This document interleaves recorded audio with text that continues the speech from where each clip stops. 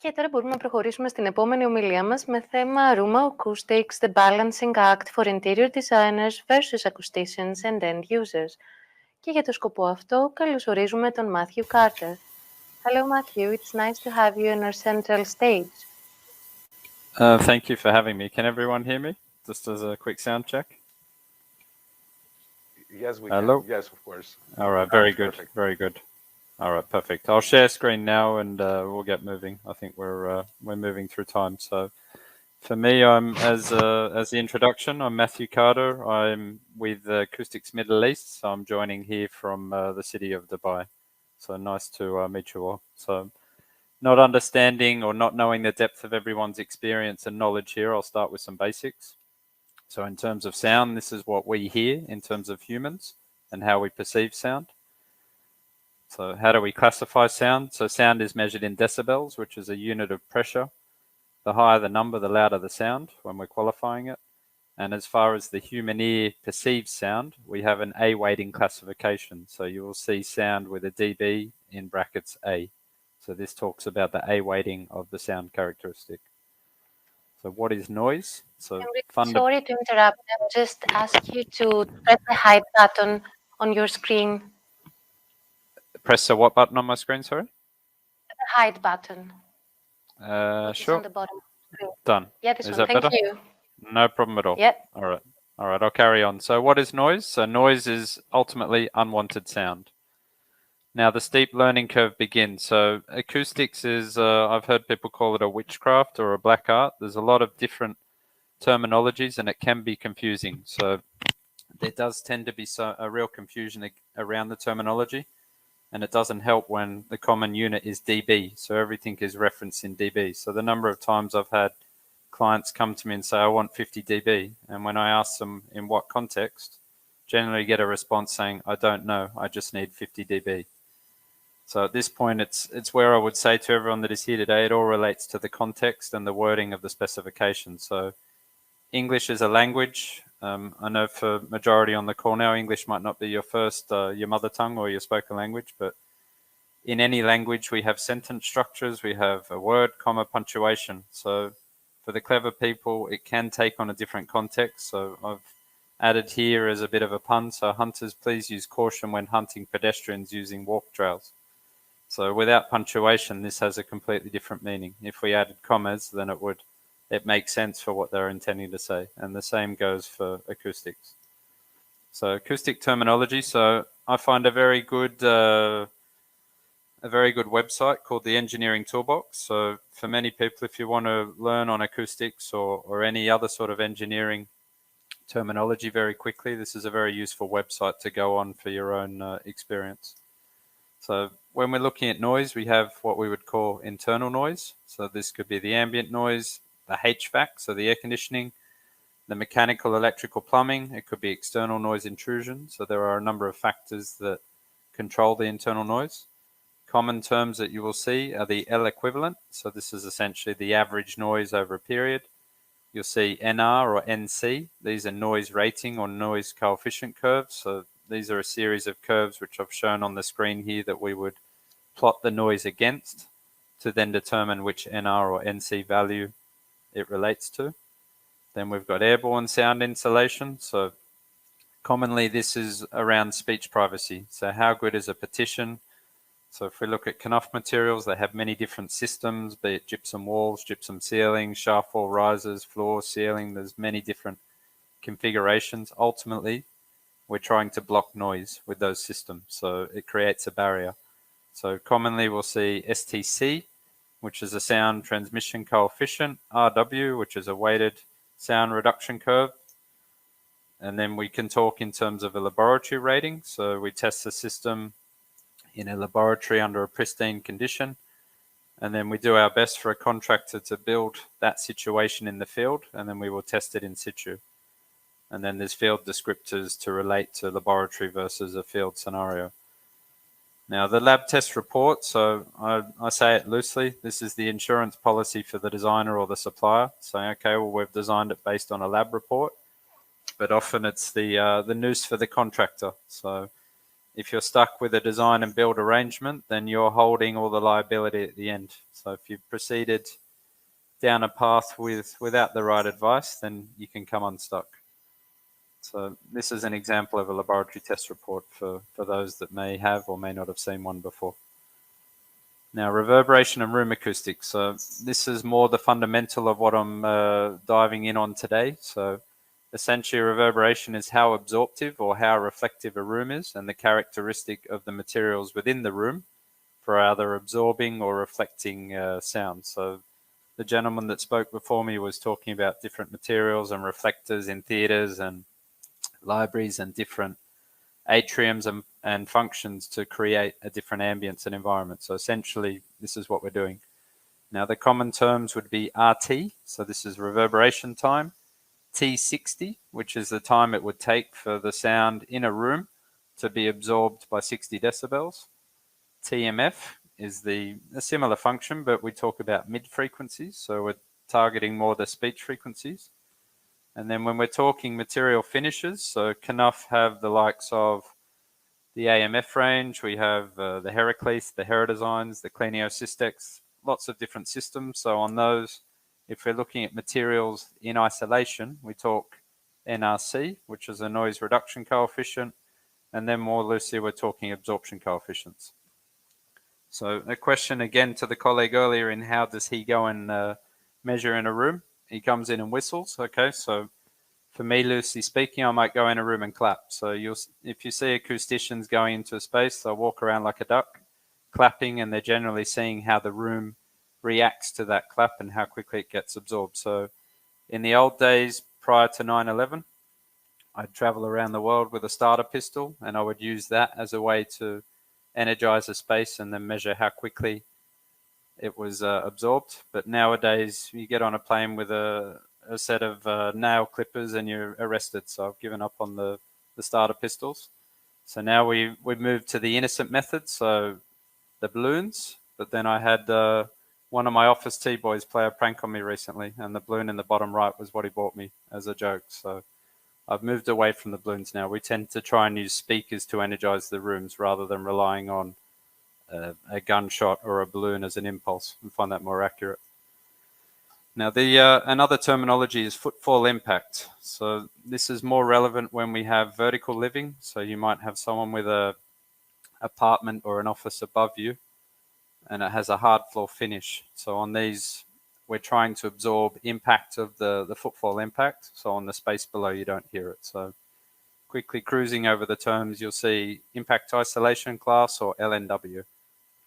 Again, laboratory versus field. So the intent with this is having the lowest possible noise level in the room below as received from the impact. So there's field descriptors that relate to those, F being field of INC, or L with the dash being the field version of the LNW. So how would we measure that, do you ask? So we have a machine that looks a bit like a robot. It's got a series of metal hammers that sit on the underside of the machine, and they clack, clack, clack on the floor, and we'll measure that noise in the space below. Now moving into where we want to be, or where I want to head the discussion. So it's looking at the balancing act for designing a space versus an acoustician. So the top right image there, that's what an interior designer sees. The bottom right is more what I see. So let's call it a black box theatre, a chair in the middle. What's the general experience? So I would often say I'm a blind man with ears, and fundamentally I'm listening to the room and how the room reacts and feeds sound and energy back to me, as opposed to what I'm seeing in the room. So let's consider a few anecdotal case studies as the best means to deliver my message today. So interior designers are ultimately focused on the look and feel of the space, whereas acousticians see the space through a different set of eyes. So fundamentally, we see it through our ears. So looking at the example below, so that's what the interior designer sees on the left. For me, so I've included an example here. So the Burj Al Arab, which people may or may not be familiar with, it's a 7-star hotel in Dubai. Recently, they've activated the hotel in such that you can go as a visitor and go through spaces of the hotel literally as a sightseeing tour to see how the other half of the world, or then I'll say the other half, but the upper end of the wealthy spend the days. So bottom left is the interior designer's image. Upper right is how I've related to the image. So if we look at the room acoustics and early sound reflection, trying to sort of dumb this down and make it a bit easier for people to understand. So we've got some carpeted floor inlays, so they're green, so we're looking at an absorption coefficient of about 0.4. So in terms of the 0.4, it's 40% absorptive, 60% reflective. We've got some low height sofas in orange. They're padded fabric, a mix of leather and vinyl. They're around 25% absorptive. We've got a mirror effect ceiling, which is only 5% absorptive. We've got some marble floors in red. That's 0.2 to 0.5% absorptive. We've got the plasterboard ceiling, which again is around 0.2 to 0.5. And the walls are a mix of plaster red. So looking at the space, there's not a lot there acoustically that's doing us favors for how the space reacts. This space is the primary lobby, so people get off their little shuttle bus, they're coming into the hotel, they're buzzing, they're looking to have the experience. So this space is a mix of different nationalities, different languages, all very excited to go into the Burj Al Arab. So looking at this, we had a series of questions with the interior designer, and it becomes a negotiation. So it's looking at what they want it to look like, and then looking at how do we make it work acoustically. So step one, we said, how about we use a mirror stretch ceiling? So for some people, they may be familiar with Barasol. It's a stretch material like a drum skin. You can get different makeups of it. Some of them have micro perforation. So to the naked eye, you don't see the holes, but from a sound perspective, the holes allow sound to pass through to a substrate above. So in this situation, we said, how about we put an absorptive ceiling tile, Heraclith, Hera Designer wood wall panel behind the mirror, and then suddenly we've got an absorptive soffit. The ID, as an acronym, interior designer, they said, no, it'll look different to the polished metal effect that we want. We've already got polished metal from another area on the site, so the client wants to reuse it. So that was that. So then we challenged, can we introduce carpet in the high traffic areas to minimize sound reflection, given that we've got a parallel mirror ceiling and the floor? So carpet inlays, these sorts of things. So the ID said, no, it'll look different to the marble look that we're after. But we were able to challenge them to say, okay, you've got some seating areas where you will have people sitting statically. It is nice to have some carpet in those areas so you get some localized suck out of the room to basically try and create a little vacuum in a few pockets. We then challenged and said, all right, what about the walls? Can we change wall coverings and do some other things to make the walls now absorbent rather than reflective? And again, we were told, nope, it'll look different to what we want to do, and the general theme won't be what we're after.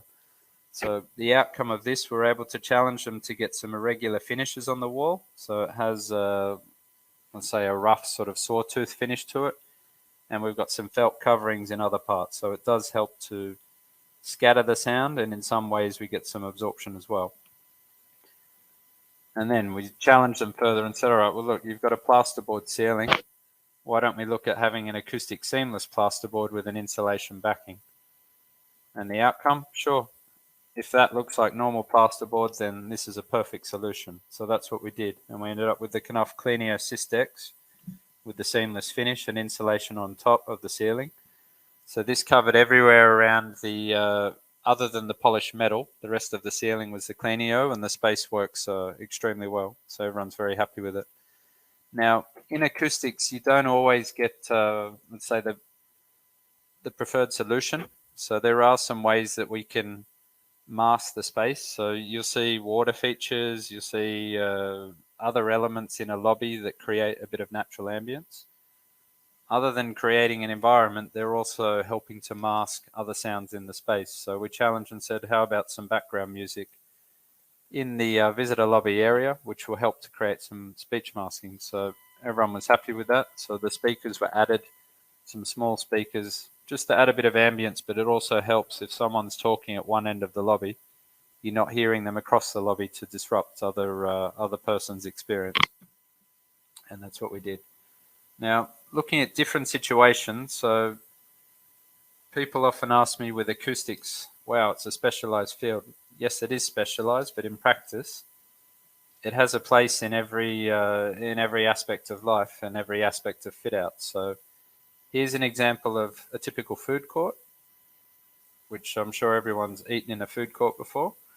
So the interior designers, they're focused on the visuals, the function, the lighting, these sorts of things. Now I'll just step to another screen and play an audio file of this space, because I actually, for the purpose of this call today, alright, I'll just step through one, bear with me for a minute.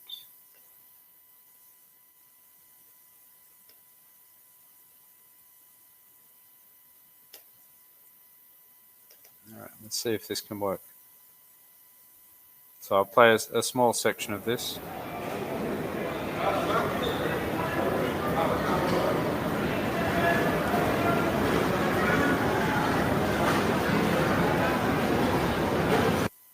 I'm sure that's enough to get the point across. So basically it sounds like a busy bus terminal.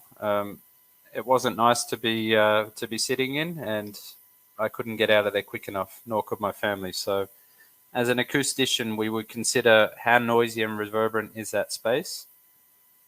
So I often say to people, as an acoustic consultant, or in layman's perspective, you basically close your eyes and listen. So you're waiting to see how the room reacts. Is it a space that you would like to be in? Is it a space that you can have a nice conversation with people and you enjoy being in the space? Or is it literally a space that is too noisy? Your heart rate is elevated because you're basically in a situation of distress. It's the fight or flight type scenario, going back to the old caveman days. So looking at that space as a case study and as an example, there's so many different materials. So referencing back to Knauf, you've got the Danaline materials with the perforated holes, which insulation can go above. You've got baffle materials. In the bottom corner here, I've shown a blacked out sort of A2 Heraclete or Heradesign type product.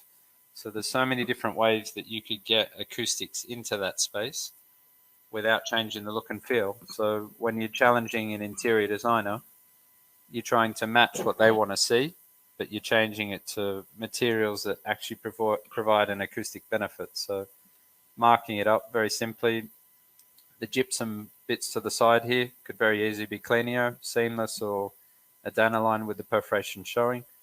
There's a painted sky effect here, which could also be the Clenio.